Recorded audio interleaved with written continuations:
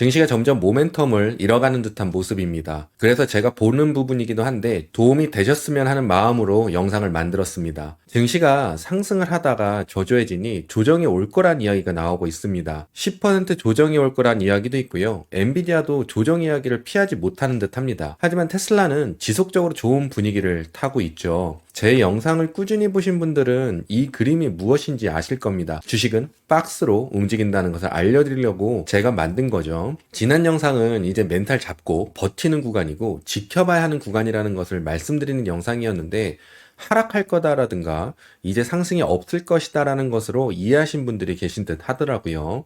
그래서 뒤에 다시 한번 설명을 드리도록 하겠습니다. 저도 이제 테슬라를 한 대 구입할 때가 온 듯 합니다. 가격이 너무 많이 내려서 그런데요. 지난주에는 테슬라의 주가가 상승하니 인도량이 예상치를 상회했다는 이야기가 메인이었습니다.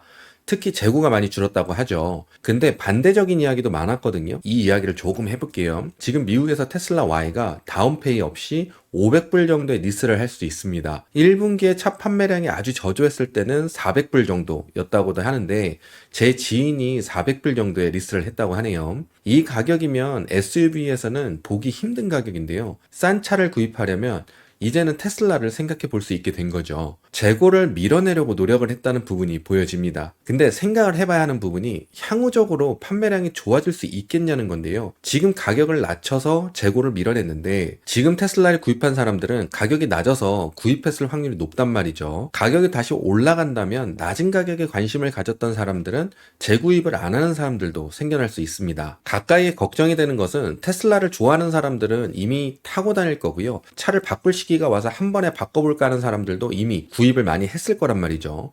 지금은 가격을 낮췄기 때문에 가격에 부담을 가졌던 사람들도 꽤나 구입을 했을 거고요. 이제 더 추가적인 새로운 구매자들이 계속 나타나야 하는데 가격에 민감한 사람들은 가격이 오르면 재구입을 안 할 수도 있고 이번에 구입한 사람들은 3년에서 3년 이상 계약 안에서는 새 차 구입을 할 필요가 없단 말이죠. 새로운 구매자들이 필요한 상황입니다. 향후적인 판매량과 재고에 대해서는 당장 긍정적으로 해석할 수는 없을 듯 합니다. 이런 부분들이 테슬라 주가 상승으로 가려진 부분들인데요. 하지만 저는 FSD나 로보택시 등 다른 사업을 보고 있기 때문에 인도량으로 있었던 이야기는 여기까지만 하고 넘어가겠습니다. 요즘같이 증시가 어수선해서 뭘 봐야 할지 모르실 때는 주가의 흐름으로 기준을 잡으시면 좋은데요. 호재가 터져서 어느 주가 이상으로 올라가 주면 모멘텀이 없어도 추가 상승이 나올 것을 예상할 수 있고 악재가 터져도 어느 주가 이하로만 내려가지 않으면 걱정하지 않아도 되는 기준을 잡는 겁니다. 주식은 이렇게 움직이는 겁니다. 박스 상단을 깨면 박스가 이동이 돼서 박스의 상단을 찾아가는 상승을 하게 되고요. 반대는 반대이고요.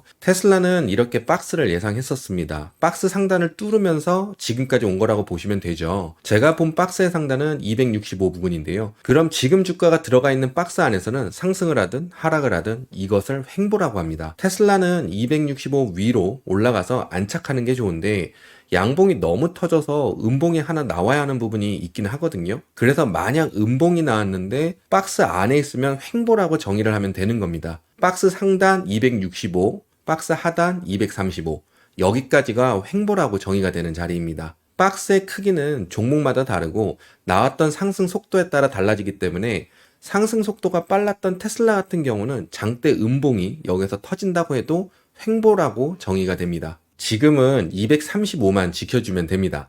추가적 움직임이 있다면 다음 영상으로 말씀을 드리겠고요. 지금은 235만 보세요. 엔비디아 이야기는 이제 그만하고 싶은데 엔비디아에 관심 있으신 분들이 많아서 또 이야기를 하게 되는데요. 엔비디아는 이렇게 박스를 보시면 됩니다.